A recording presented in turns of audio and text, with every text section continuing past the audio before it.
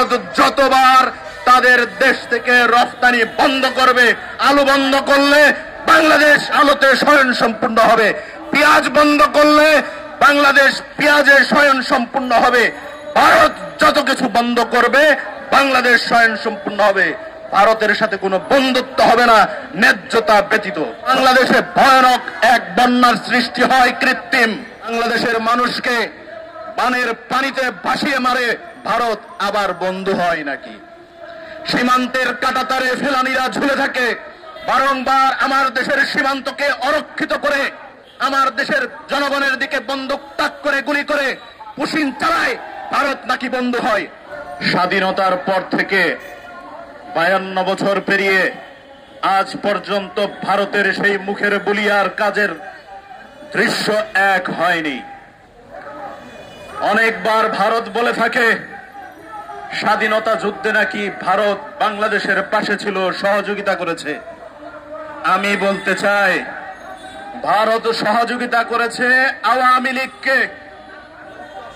24-এর গণ অভ্যুত্থানের পর যেভাবে আওয়ামী লীগকে সহযোগিতা করে ভারতে জায়গা করে দিয়েছে, ঠিক একই কায়দায় 71-এও ভারতে সহযোগিতা করেছে আওয়ামী লীগকে, ট্রেনিং দিয়েছিল আওয়ামী লীগকে। সেই ট্রেনিং নিয়ে মুক্তিযুদ্ধে অংশগ্রহণ করতে পারেনি ভারত।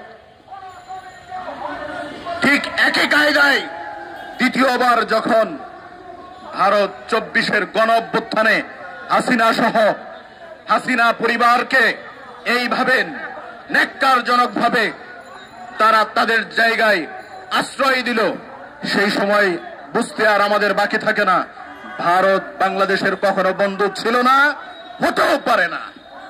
কথা পরিষ্কার। শেখ হাসিনা ভারতে পালিয়ে যায়, ভারত আশ্রয় দেয়, সেই সময়ে বাংলাদেশে ভয়ানক এক বন্যার সৃষ্টি হয় কৃত্রিম। বাংলাদেশের মানুষকে বানের পানিতে ভাসিয়ে মারে ভারত আবার বন্ধু হয় নাকি? সীমান্তের কাঁটাতারে ফেলানিরা ঝুলে থাকে, গুলি করে হত্যা করে আমার দেশের নাগরিকদেরকে ভারত নাকি আবার বন্ধু হয়? বারংবার আমার দেশের সীমান্তকে অরক্ষিত করে আমার দেশের জনগণের দিকে বন্দুক তাক করে গুলি করে পুশিন চালায়, ভারত নাকি বন্ধু হয়? জানতে আমার খুব অবাক লাগে। প্রিয় বন্ধুগণ, কথা পরিষ্কার, ভারত কোনোদিন বাংলাদেশের বন্ধু ছিল না, বাংলাদেশের বন্ধু হতেও পারে না।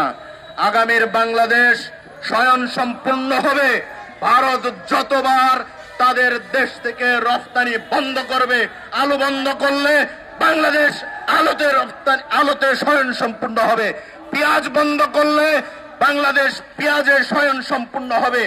ভারত যত কিছু বন্ধ করবে বাংলাদেশ স্বয়ংসম্পূর্ণ হবে। ভারতের সাথে কোনো বন্ধুত্ব হবে না ন্যায্যতা ব্যতীত।